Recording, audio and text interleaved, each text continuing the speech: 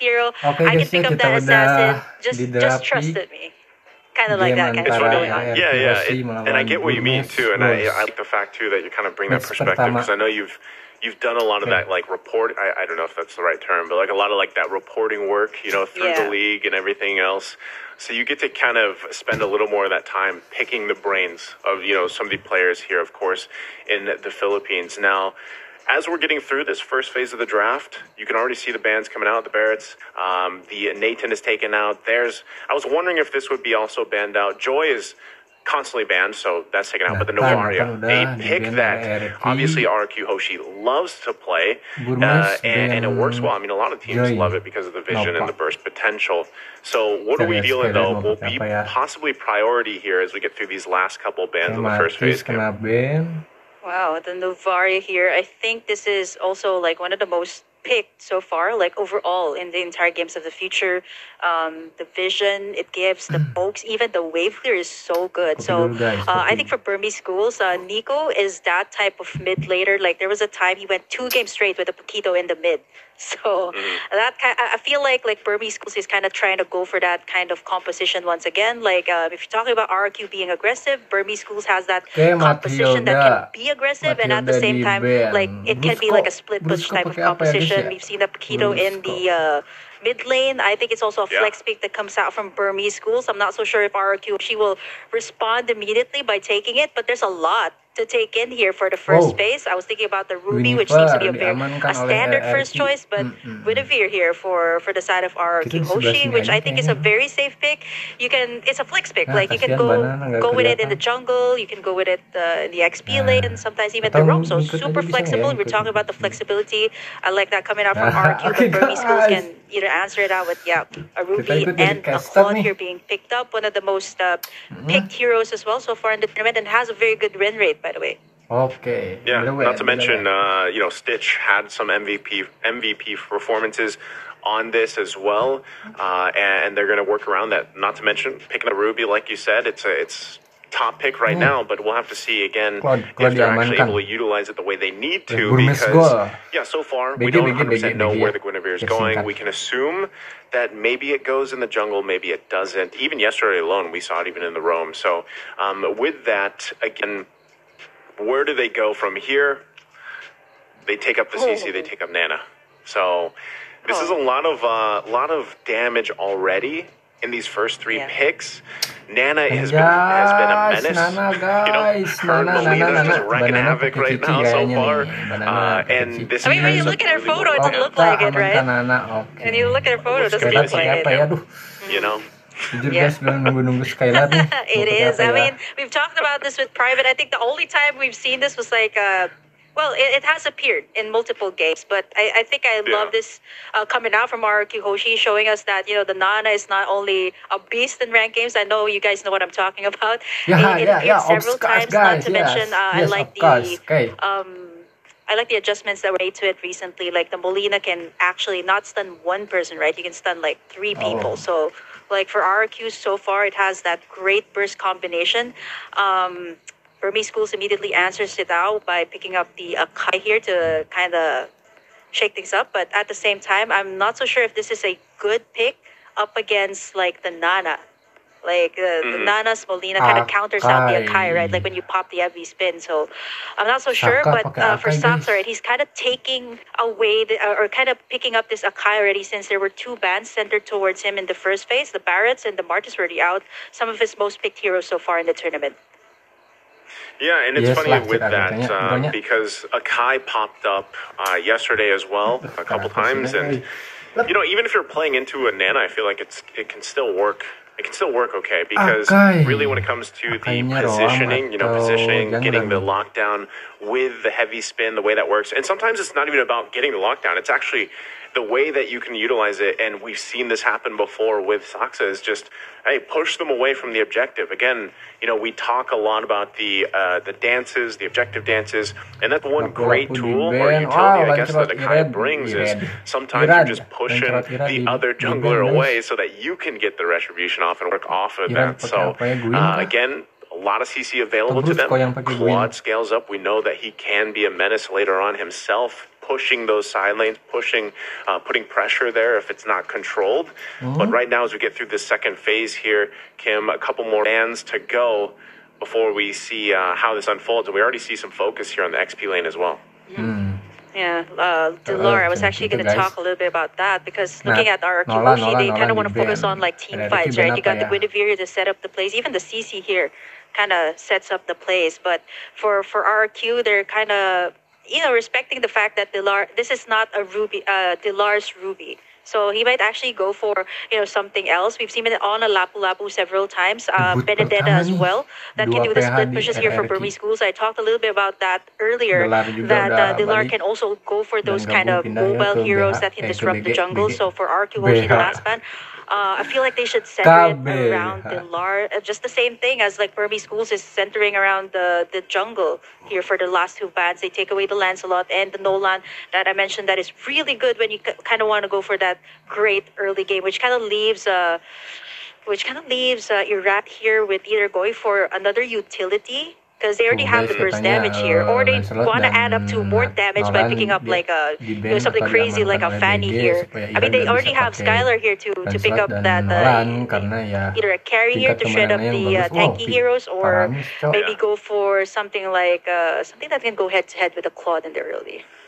Bruno's still there. Those are some picks that they could pick up and go with. Fairness being picked up on the other side, again, is something that you have to be conscious of, right? I was even thinking of possibly an Aurora popping up because we've seen that come through quite a bit. There's the Bruno. So Bruno is going to be locked in. That's the choice here for Skylar, which is great because Bruno's a great turret destroyer, right? Let him go ahead and farm up, do what he needs to do, and then the damage has to be respected later on.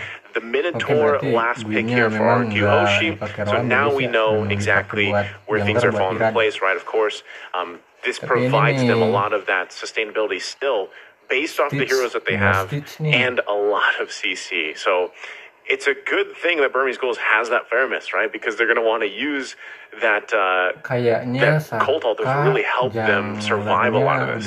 Yeah, they're already anticipating that this is going to be an all-out brawl between them and RRQ. I mean, looking at the lineup here of RRQ, you got the Minotaur, the Guinevere. This is what's really good about the Guinevere too. I think this might actually be the Irad's hero, right? So as long as the Guinevere has someone to front for you, you can just keep on setting up and not worry about getting taken down.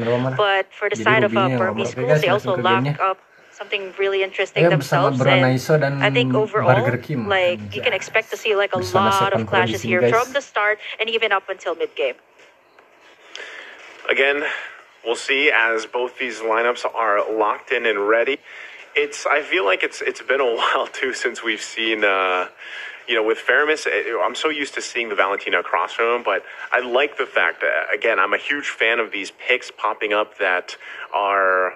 I guess Nana's kind of meta now, but for the longest time, she wasn't meta. So I like that she still fits into this this whole play style for a lot of these teams. So talking about magic damage, talking about sustainability, they have all that here for RQ. Burmese Ghouls, on the other hand, like I said, they're going to have to play around the utility that they bring to the table with these picks, right? The Ruby, the Akai, and everything else. So, again, let's see how it all unfolds. We saw both the lineups here. I'm going to go ahead and lean towards this lineup from RQ Hoshi. I think they should be able to pull it off. But we're going to be jumping here into the land of Dawn here. Game number 1. Down to the last 8 teams. We're kicking off here. RQ Hoshi, Burmese Ghouls. In this best of 3, one of these teams will be sent out of the tournament here after the series. So we all start here once again. Taking a look at the early rotations, emblems, nothing quite, out of the ordinary here. Banana, though, opting for a lot of that sustainability again with this CC. We'll see how this all works out. Burmese Ghouls, they got to play around the fact that they have... hold on. Already in the mid lane, though. Jump in, come through. Nico's going to be just fine. Gives him a thumbs up as well. So, for now, back and forth. We're going to wait for that first big objective, of course, the turtle. I'm not sure if either of these teams have what they need to get an early first blood before the objective. I think it's better they play it safe again when we're talking about exactly what is at stake here, right? So, for now, let's see once again. how it goes. Banana and Delar. Banana should have a pretty good lane so far for the most part until that level 4 is available. There you are, Kim. So yeah, nothing. You didn't miss too much. Lumayan lah cocok. Oh yeah, definitely. It's a minute in, no first blood. Kind of expected to see this from, of course, RQ and Burmese. They want to be a little bit more careful. Kind of going in for a lot of these early game pokes first. Like this XP lane choice from RQ, they decided to go with this. Especially since this can kind of like put Delar back. Like we've seen this in some games of the Burmese schools that, Delar had a very early wave clear. So he was able to reach level 4 much faster than the opponent, which kind of really enables Burmese schools to kind of take in these early turtles. But so far, it's RRQ. Irad actually starting up 140 HP already for the turtle. Irad, Irad. Yep, they go in. Heavy spin already used. Turtle for the taking. Irad going to be able to get it. They get the stun off as well. Not sure if they still want to be going for it, though. They're going to fight it out, and they back off. They disengage. Good thing too. Once again, they have that nether realm available from Nico.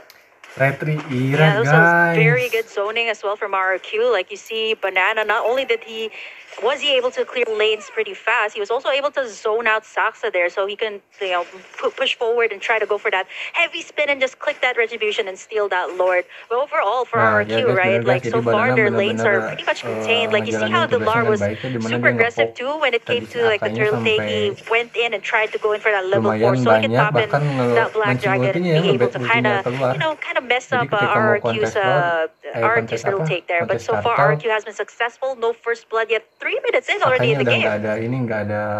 Yeah, which is interesting, right? Because we're talking about the aggression from both of these teams, but and that's not going to find the connection they're looking for. But hold on, still pressure. What a huge! I'm offended into the heavy spin, able to get the lockdown. Irad going to be the one to go down. First blood going to the hands of Burmese Ghouls. What a set there! Utilizing the flicker combination with the I'm offended. Still going to be up here on the top side, but they should be fine for now. What a play! Yeah, just when we were talking about no first blood, kind of called in there. Nice tuck in there. Flicker was available for Blink, and he was able to do that. And now Banana in trouble. Ooh, this is what I was talking about, though. 1-for-1 trade-up on the bottom side.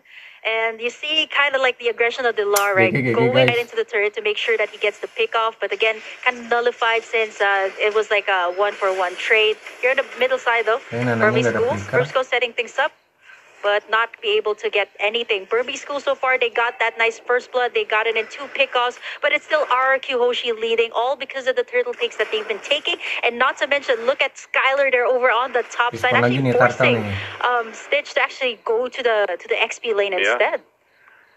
It's a good choice. I mean, a lot of these rotations happening here are very smart on both sides, for the most part. In an early game, not anything too crazy happening. You see Blink, if he continues to do that every time the flicker's available to him, is really going to pay off, right, for Burmese Ghouls. That's kind of what they have to do. But Brusco on the other side, a well-timed Annoying Fury is going to help them out. Not only that, but they have the extra CC available to them with Irad's kit. Dragon Form going to come down, still be working for this turtle. Second one, Sox able to secure it. Gets a lockdown now on Irad. He's kind of stuck between the wall. He'll get taken out by Delar. There's nothing RRQ could do there. So objective and a kill for Burmese Ghouls. I like how Burmese Ghouls also... There's so objective and a kill for Burmese Ghouls. I like how Burmese Ghouls also kind of like knew that Brusco there did not have that flicker, so they were so confident in trying to take down this turtle to the point that the RRQ was just like trying to find the proper setup there. You kind of see the attempts there from Irad trying to go in for the Violent Requiem and the Spiritualization, but it kind of backfired here onto RRQ, and now so far Burmese Schools, they've done a good job of equalizing things out. Brusco though goes in, jumps in, but look at that. Again, the sustainability is kind of the way, of course, NetherRealm works. So it buys you a little more time, and they're going to be just fine. I'm worried about for the side of Burmese Schools, though. They have to check Skylar as of the moment. He's gotten all the gold plating over on the top side. Not to mention that he's been pushing the lanes pretty fast. You did mention that this Bruno is a turret shredder, and so far he's been taking this turret now almost to 1/4 HP. They should be able to take this. Great map control here for RRQ. Great space that they made, especially since they still need to take in the last turtle and possibly the next Lord coming into this game. But so far, gold lead. You don't see anyone leading as of the moment because everybody is so is kind of a little bit careful when it comes to all these engages, right? Like once you engage, you don't have that right follow up. It might actually just be a double-edged sword for your team. Yeah, and I think that's again, you have to respect the fact that even with everything happening now, the past couple of minutes, it's pretty much even economy-wise, right, for the most part. And Skylar not going down, able to kind of just farm up here is great for RQ. But even on the flip side, Burmese Ghouls, exactly Stitch, having an early kill, able to work on his own here, will pay off later on, of course, as you scale up on this Claude pick. So right now, stalemates. Third turtle of the game, though, for the taking here. Both teams getting in position.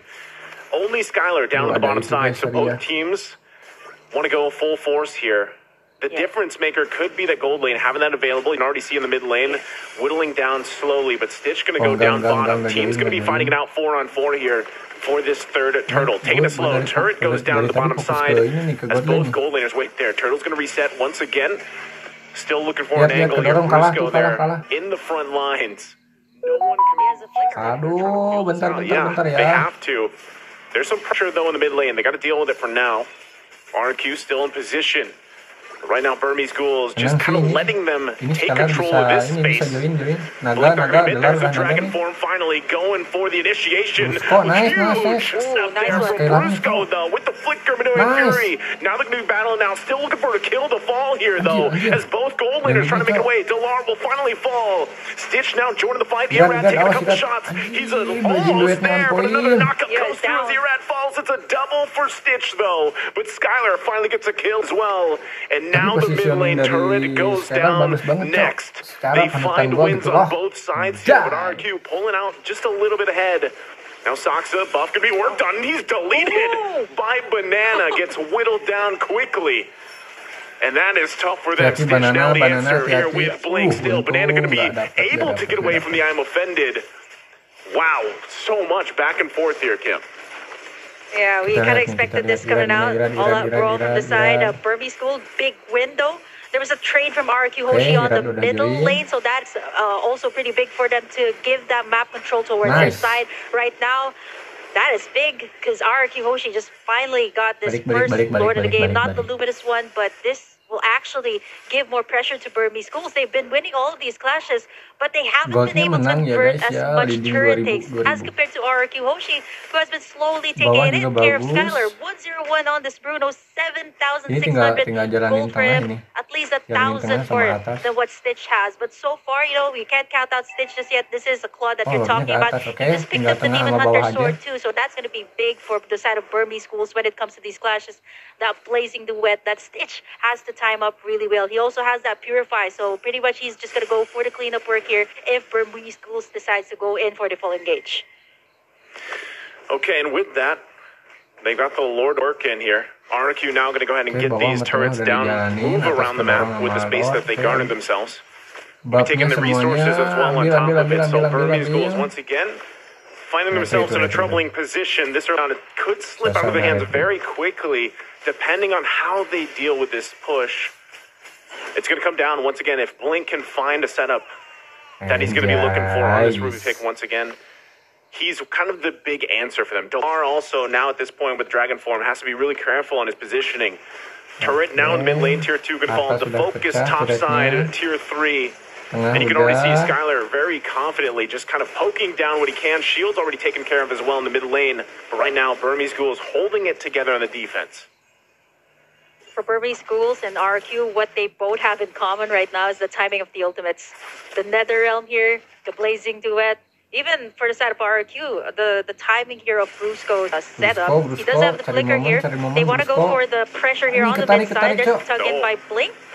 Nice, sudah sempat he's still going to be able to stay alive through it all. And the round comes down to Dragon Form there to cut him off a little bit. Delar, though, takes a few shots. No one goes down in the exchange. Big item picks up as well. The Flask of the Oasis now for Brusco. sustainability going to be there, and they're getting another turret as well. Nice. Finds the Requiem. Now Banana Oh, also bridging break unleashing cancel, Stitch, guys. able to get the kill, but it's Nico that falls. 2 MK, down for 11 Burmese detik. Ghouls and RQ. Looking to MK, end 11 game number detik. 1 here, working Iya, on the diikat, crystal. diikat. Can Burmese Ghouls clear the waves, keep it together? They find a little bit of room to work with. Blink's the one to fall, but Skylar has so much damage on this Bruno, and that looks like it's going to be it as RQ takes game number 1. Nice, Kayla. Ow. Just when we 1-0 thought buat that it RRQ ya could guys have ya. been at Lanjut least di like game a kedua. more than 15 minutes game.